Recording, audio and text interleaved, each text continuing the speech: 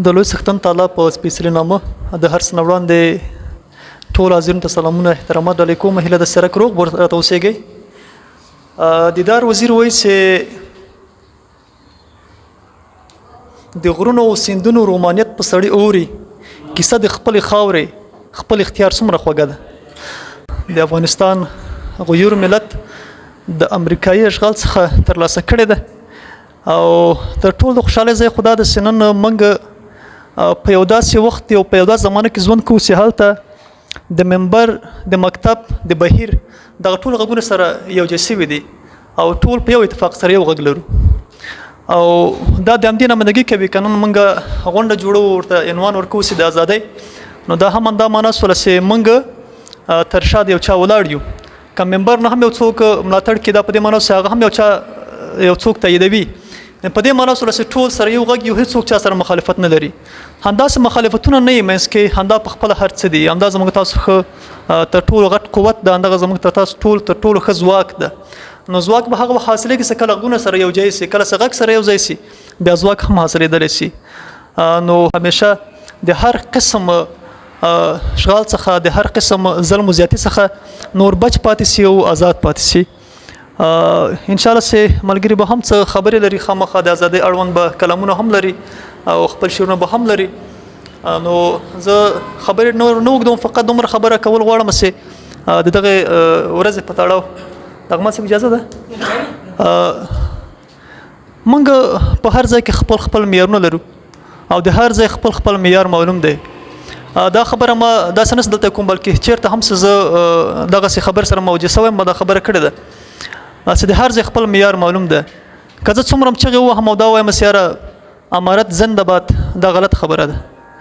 بلکې یا که زه هم چې افغانستان یا مثلا زه د خپل ځان چې زه زنده باد نه موږ به پرېږدو دغه خبره راځو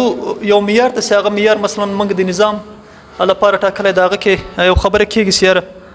موږ باید همیشه ستاینه یا مثلا موږ باید همیشه مدح ووایو یا مدح ولیکو یا مثلا یو چا صفتونه په خپل معیار به کار کوو خلک موږ ته خپله وایي چې یاره ته زنده باد. یعنې په دې معنا که چېرته په بهیر کې کار کېږي او بهیر هم خپله د یو نظام تر سرلیک لاندې یا د یو نظام تر واک لاندې چلیږي نو هغه بهیر که چېرته معیارونه په مخ ځي نو هغه امتیاز نه تنها هغه بهیر ته بلکې هغه دولت ته هم رسېږي. که چېرته په یو ښوونځي کې هغه معیارونه چې کوم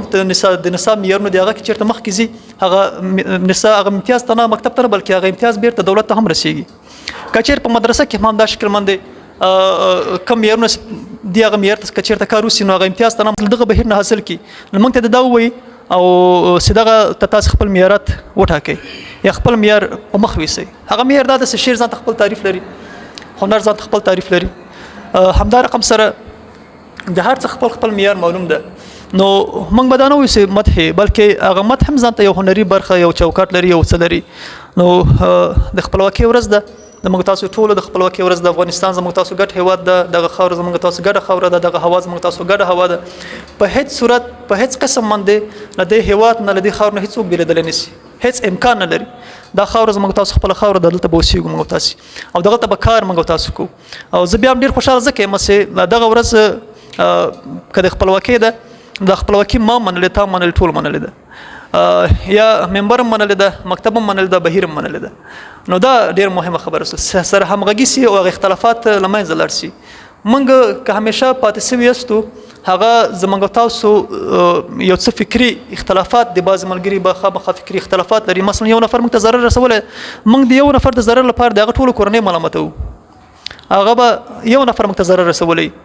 او د هغه ضرر په خاطر باندې چې موږ کله یو چا سره غواړو زړه ورښه کړو بیا هغه ضرر موږ ته مخته رسي. نو خبره دا ده چې په کار داسې نه ده بلکې موږ باید هېڅکله په یو نفر باندې قضاوت د یو شي ونه کړو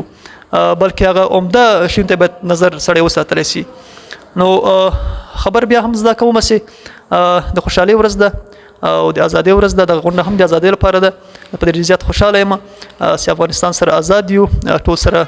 هم فکر یو د فکر خلک دي د فکر ملګري دي خامخا موږ تاسو باید دغه